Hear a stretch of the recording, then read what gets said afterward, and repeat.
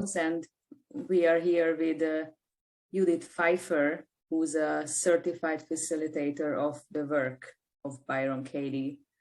And well, thank you for agreeing to make this recording with me, and I'm very excited to give an introduction of the work. So so I was wondering if you could describe the work of Byron Katie, or as you do the work. Just tell me some basic principles, or the questions, or how it works, how to use this method. Sure. So the Work of Byron Katie is a tool, a method to identify stressful thoughts and to question them. Mm-hmm. So you can take any moment where you experience any stress, any discomfort, doesn't matter if it's pain or anger or sadness, and you can take that moment, and we're basically taking a snapshot of this one moment, and then we're looking into the mind. What were we thinking at that moment? So let's say it was a stressful moment with another person, then you reflect on it. What were my thoughts about this other person? What did I want from this other person? What should or should not this person have done in that moment? And to capture these stressful thoughts, you use a Judit Nagy worksheet. You can easily download this, and you just follow the simple prompts and write down all your stressful thoughts. And with that, there can already be a sense of relief, sometimes even a sense of clarity, just to have it all out and have it on paper. So that's the first important step. And then the next one is you take one thought at a time and you question it. And you really check it out, like, is it true? Is it really true? How does it affect me in that moment? And you can even look, how does it affect my whole life? And who would I be in that moment if I just could not have this thought or this belief or this assumption about the other person? And then the last part of this is, I call that mental yoga. You go to all the different opposites, you really flip it around. These are called the turnarounds. And it's just an amazing way to open the mind. So you go to this opposite and that opposite and this opposite, and you just see the full picture of what maybe before you were not able to see. And you really check in with yourself, okay, how could this opposite also be true? Yeah, that's in a nutshell, the Work of Byron Katie. It is a meditation, and it's also very experiential. So you feel it as you go through it. It's not a philosophy. That's what I probably like most about it. And also that you find your own answers. Yeah. So it's not, do I understand you right, that it's not only intellectual, but you also pay attention to your body and also changes in your body, so it can affect deeper layers, not just the intellect. Absolutely. Yes, it affects the whole, it includes, involves, and affects the whole system. It's truly transformational. Yeah. Okay. So I understand what you mean, but can you tell me an example for a stressful thought, and then the questions and also the turnaround, so that other people can understand it? Sure. I can just tell you right before our call, I had to say no to somebody, and it was a commitment I had made, but there was another person involved, and this other person told me, actually, it's not working for me. So I had to go back on my word, and I had to say, ooh, actually, it's not going to work. So that was stressful. That was a moment I experienced that. I didn't notice the thoughts. I just felt the stress. I mean, I got hot. My heart was beating faster, and there was like this nervousness in my stomach. So there's my moment. And then I look, okay, what was I thinking? What was I believing in that moment? And or what was I assuming?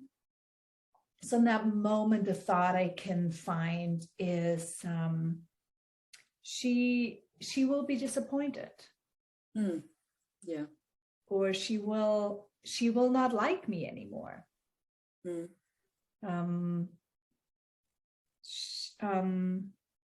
Yeah. And then so I pick one of those, and I see, well, she will be disappointed. Is that true? It's the first question. And in that moment, that's what I believe. So the answer is yes. Second question is, can I absolutely know that it's true? She will be disappointed. No. And then the third question, I look at myself. How do I react when I believe this thought that she will be disappointed? And I already described it to you: stress, nervous. There's anxiety. There's also, yeah. And then I may also find more thoughts, something like, I should have communicated better. So there could be self-blame, there could be self-judgments. And then I go to the fourth step. Who am I without the thought, without this assumption? She'll be disappointed.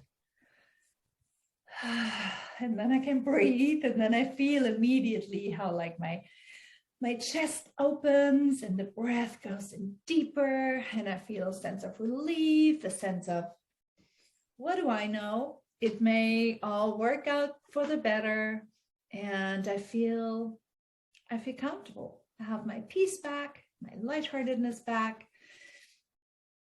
And then this last step where we open the mind to like all the opposites, she won't be disappointed in me.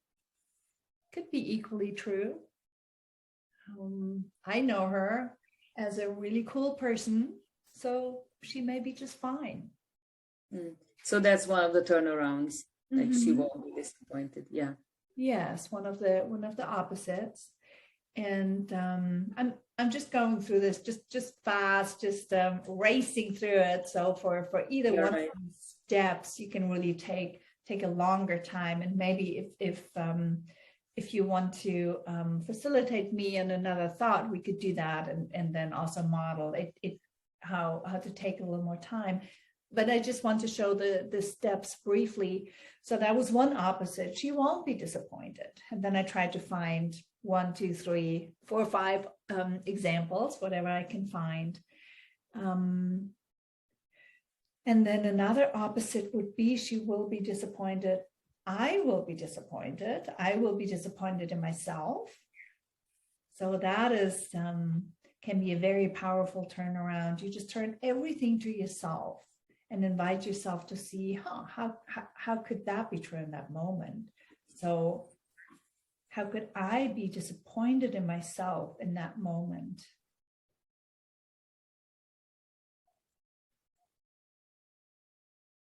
Yeah.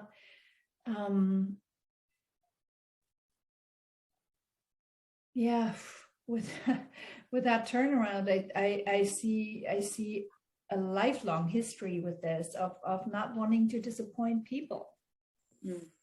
And me being kind of harsh with myself on if I say something, if I make like a promise that I cannot keep, or if I commit to something and then I have to go back on my word. So this is, I'm judging myself for that. So that's how I am disappointed in myself in that moment.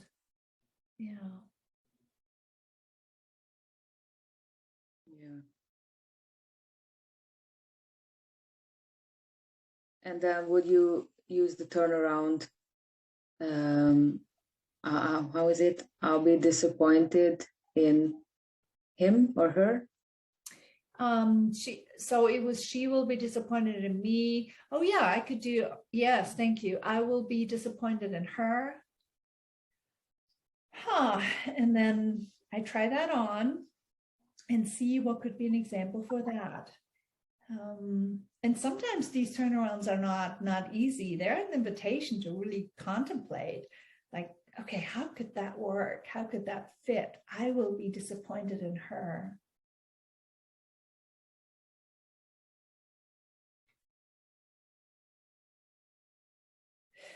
Could be. It could be. I can see, like, if she maybe is honest and speaks her honest no, or speaks honestly that didn't work for her, or that she needs somebody she can rely on more, or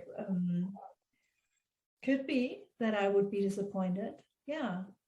Yeah. That I have actually a narrow view of how I want her to be and how I still want her to like me. Something like that.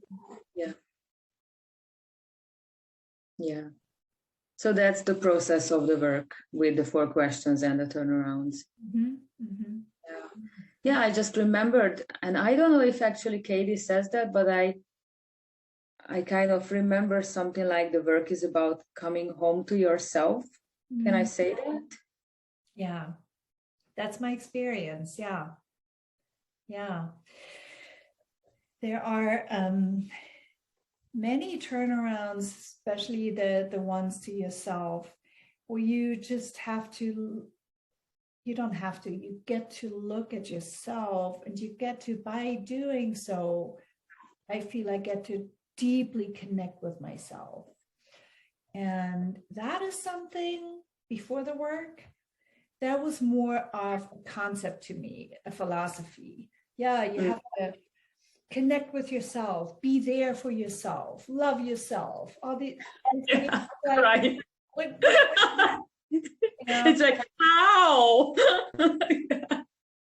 Exactly. Yes. And with the work of Byron Katie, that's really, I can think of, because it's so concrete. It's in one moment.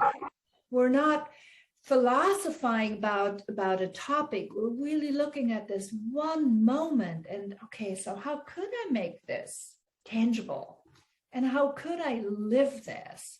And yes, so for me, definitely it's connecting with myself, getting closer, being close to myself, and yeah, coming home to myself. I can see that. Yeah. Yeah, I remember that the work really worked well for me with, especially with statements, when I was in love with a man, and then I would have statements like, he should love me, or he should answer me, or he should do this and that, and it just really worked very well in those situations, because it really, I guess in other modalities you would call it like kind of taking care of my inner child or something like that. So it's really like I'm the one who needs to be my parent ultimately, and I cannot expect any other person to do that for me. So I see the work as a practice for kind of, how do you say that, like to parent ourselves. Yeah. Ultimately. I don't know, I guess you might not use those languages in the work, but yeah.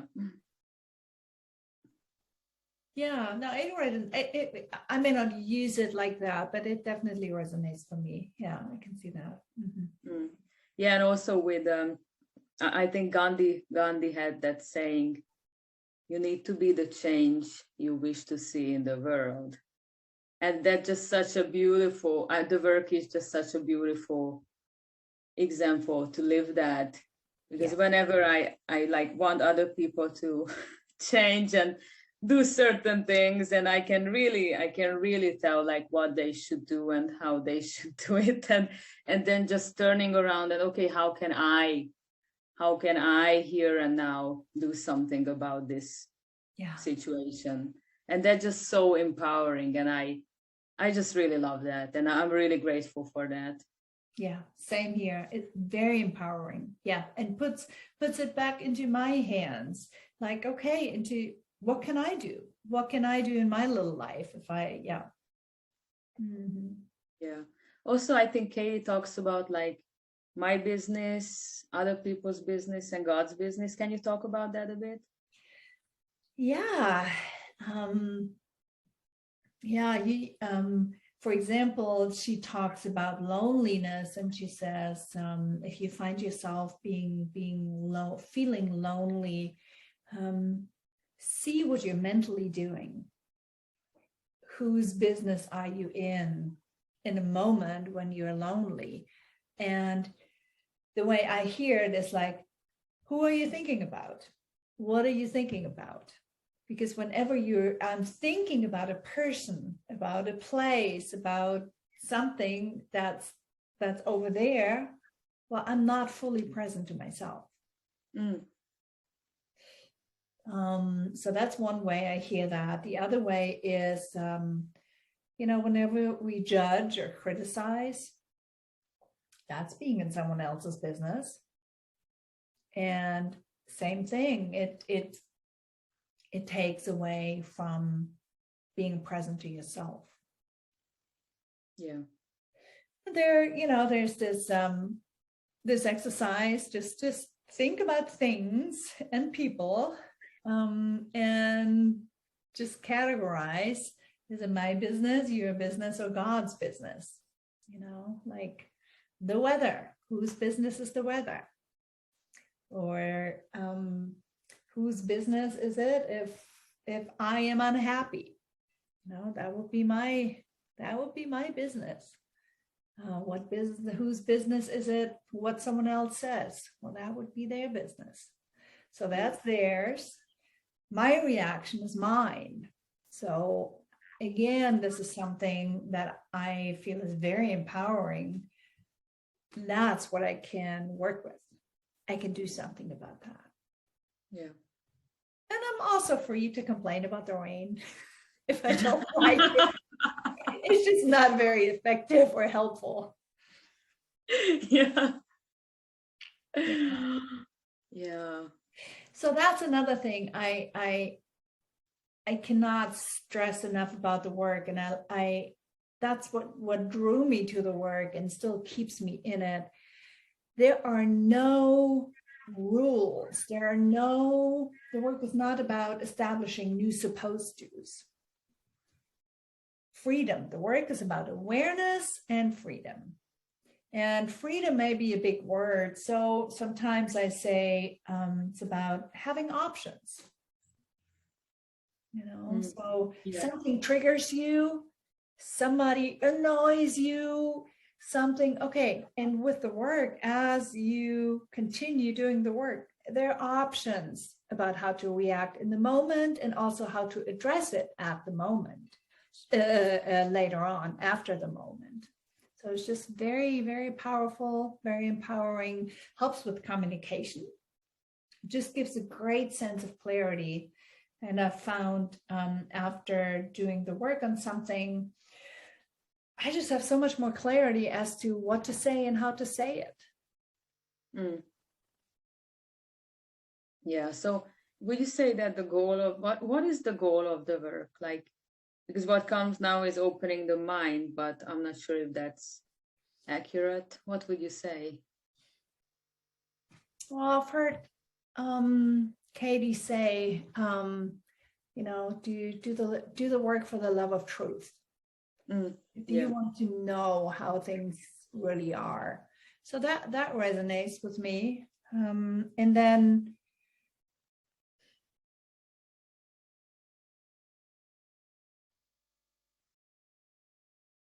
I think peace. I mean, that seems to happen.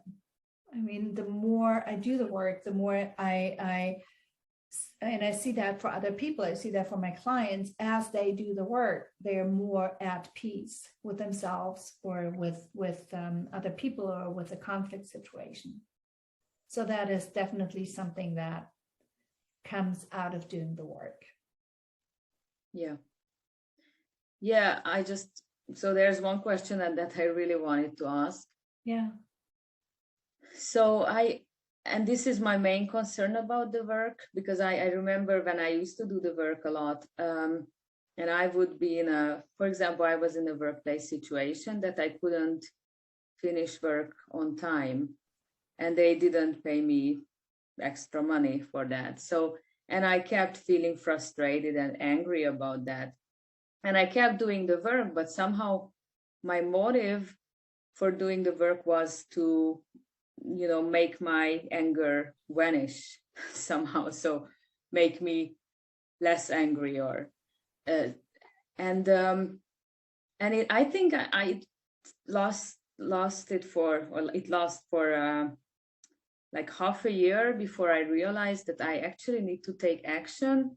So then I started to take action, and I just really focused on finishing work on time. And then I managed, and then I felt great. So, and I felt empowered. So that was my solution ultimately in that situation. So I couldn't make my anger go away. So I just see this danger in the work, kind of questioning. So if I have this how do you say that? Like, if I have this tendency to be a people pleaser, and that's what I see also with other methods, like, for example, with nonviolent communication, that I'm a people pleaser, and then I'm using all these empathic tools and certain methods to be more of a people pleaser. So to avoid standing up for myself, to avoid saying no, to avoid disappointing people. And also, I think it can even keep me in I don't know, abusive relationship, because I kind of misunderstand and misinterpret, and then just keep questioning, like, yeah, it's okay that he's beating me up, or you know what I mean. I do. And I can just say that's not my experience. And that's also not my experience, what I know from friends, from clients, from other people using the work. To the opposite. I've found personally, and I've witnessed it many times, that it actually helps to speak up and to be more clear, and to ask for what I want or what I need.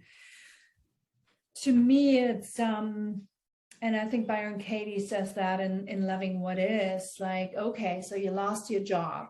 When are you more effective? When you're like, oh no, I lost my job. Oh no, what's going to happen? Or if you're like, okay, I lost my job, what am I going to do?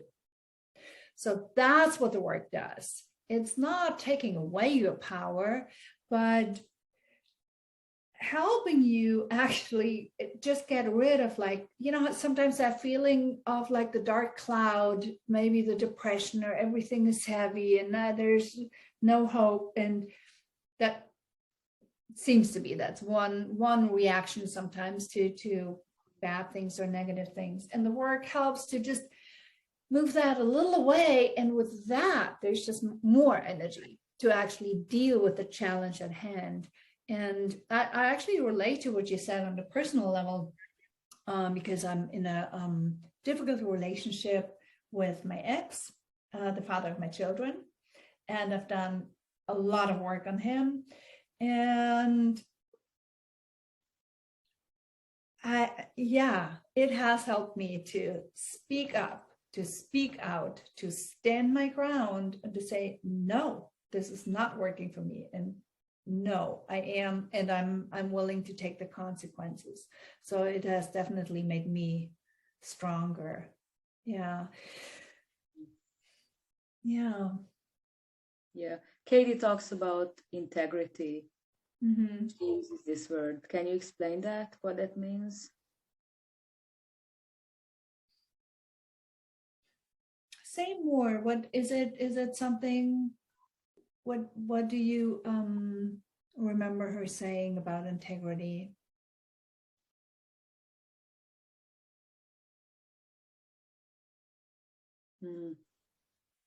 Like what is true for me in the moment, or truest for me, or mm-hmm. This may just tie back to what you said earlier, just the work bringing you home to yourself and being more aware of, okay, this is mine.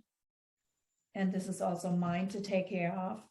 And then what is my integrity then to do or to say as I'm maybe dealing with the situation or with the person or with something in the world?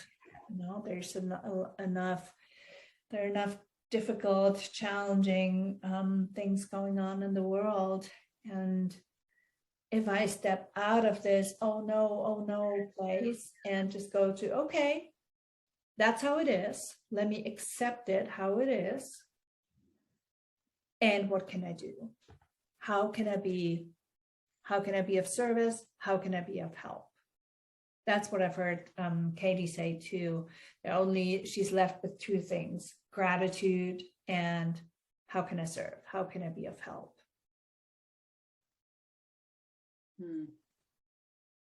Not sure if that answered your question. That came up for me. Yeah, I'm not clear about this concept of integrity, but I'm noticing that, I guess, with all the spiritual practices or all these practices, I always had this image of myself, like how I should be, and having that spiritual image, like I should be at peace and I should love everyone and I should never be angry. And I guess I've been using many of the methods to achieve that ideal. So that was and then that's also one thing I think Katie says, don't do the work with a motive, or it's not the same result if you do it with a motive. So I'm just noticing that many times I had a motive, and probably that didn't help. So maybe, do you want to talk about that? Yeah. What comes to mind is like her Nobody event. It's like a 4 or 5 day event. And you get to question everything that you thought you are.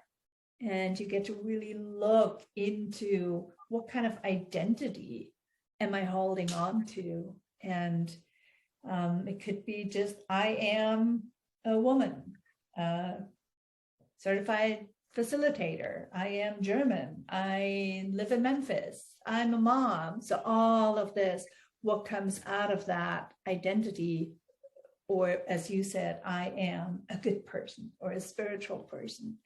And then to question that, to see how it affects your life, what the impact is on your daily life, on life decisions. And then again, who would you be if you just did not have this identity, this expectation, this standard, this parameter where you measure up? So it's a very powerful question. Who would you be without ever comparing yourself to anything? Who would you be without any of that? In your case, spiritual identity. Yeah. And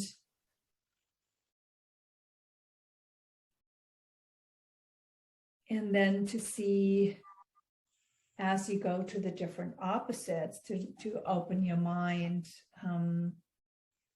would you maybe live out your, that's another big word, but truest nature anyway, without having like this ideal hovering over you? So with the work, we're looking into stressful thoughts. So if any of these spiritual ideas nourish you and inspire you, great. Or inspire me, anybody, great. But as you probably have experienced, they can get pretty heavy, like especially in a moment when we don't show up the way we thought we should show up. So that's when we can look into them, into the heaviness and into the stress aspect of the thought. And what I like to do is to look what a thought is trying to help you with. Like, I should be a good person. Well, probably trying to help you be a good person. But what is the reality of it in a moment where maybe you didn't act perfectly, maybe you weren't as kind as you wished you would have been, then is it actually really helping? And could it be you're trying to be a good person anyway, even without using this kind of stress aspect of the thought? Yeah. Yeah, I guess the work can make things that are rigid and static more fluid, just more options, more space. Yeah, more flexibility. Yeah, and fewer judgments,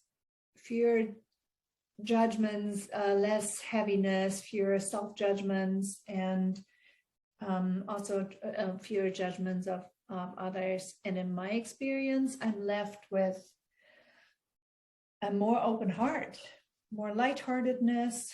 I'm calmer, I'm more peaceful, and I get to be just naturally more of that person that I want to be.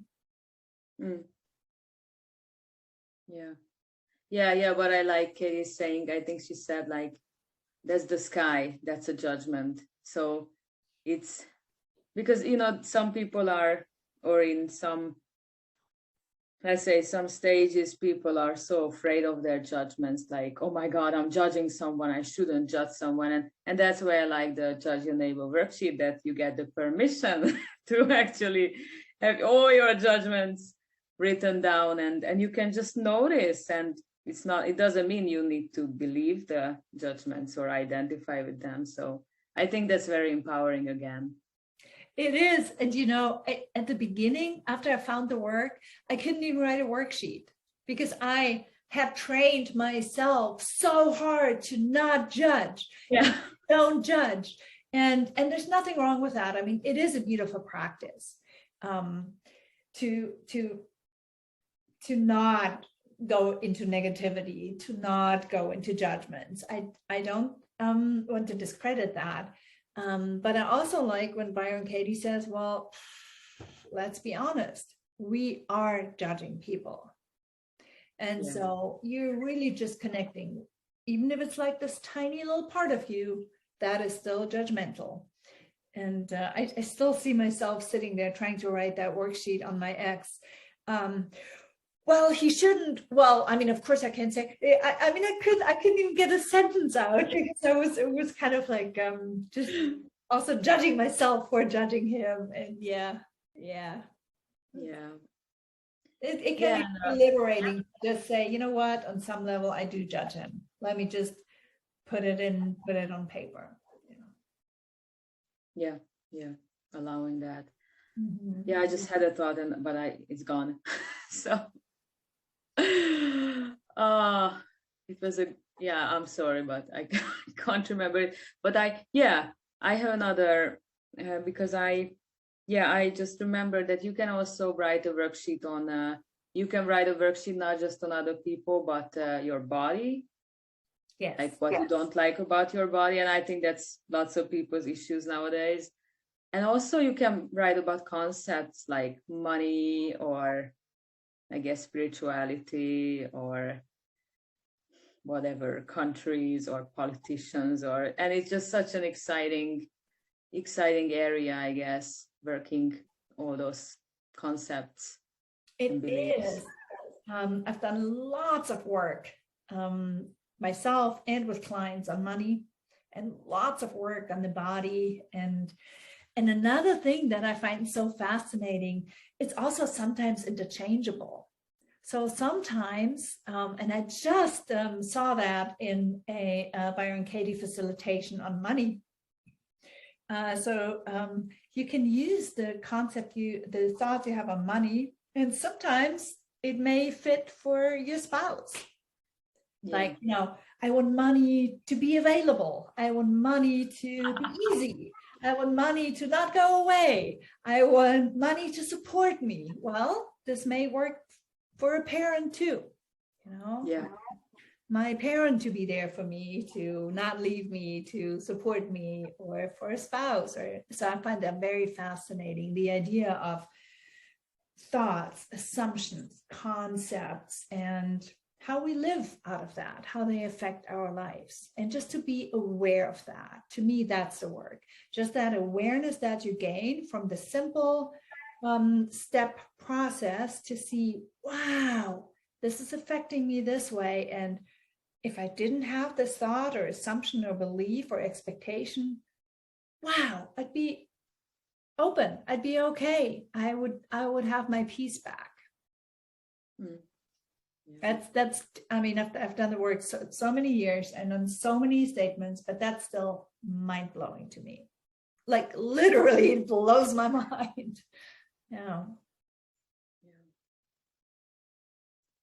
I was wondering if you could speak about the living turnarounds. Yeah.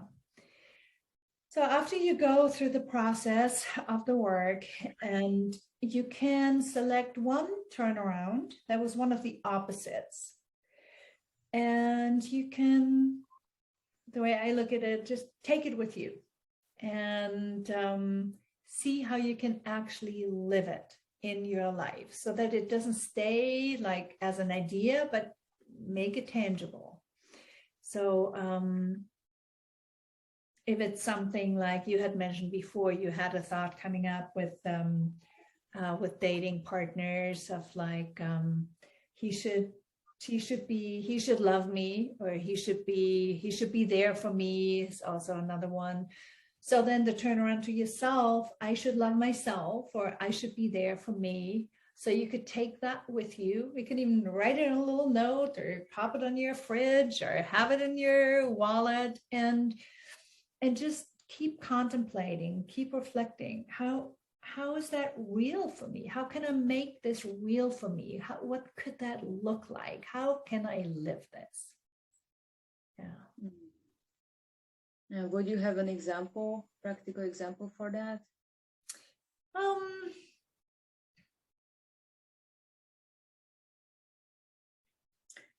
So it could mean for me, so the work is personal work. So it would be, you would have different examples than I do. Let's say the second one, I want me to be there for myself. What could that mean to me? It could just mean a quick check-in with myself, taking a breath. That is possible for me. That's even possible in a moment where I may be agitated about something or triggered about something. Noticing my thoughts or noticing my feelings. It could mean taking a bubble bath. It could mean journaling, if that's something that's good for me. It could mean looking into a meditation app, getting Insight Timer and doing a meditation a day. Just something that feels doable, something that you would want to live, would want to do. Yeah. Or even, I mean, for me, even doing the work was a kind of being with myself, being available for myself. So the work itself is a practice of self-care, I would say. Absolutely, for me too. Thank you for saying that. That's usually on my list. That's how it's real for me. It's like I'm there for me when I do the work. Yeah.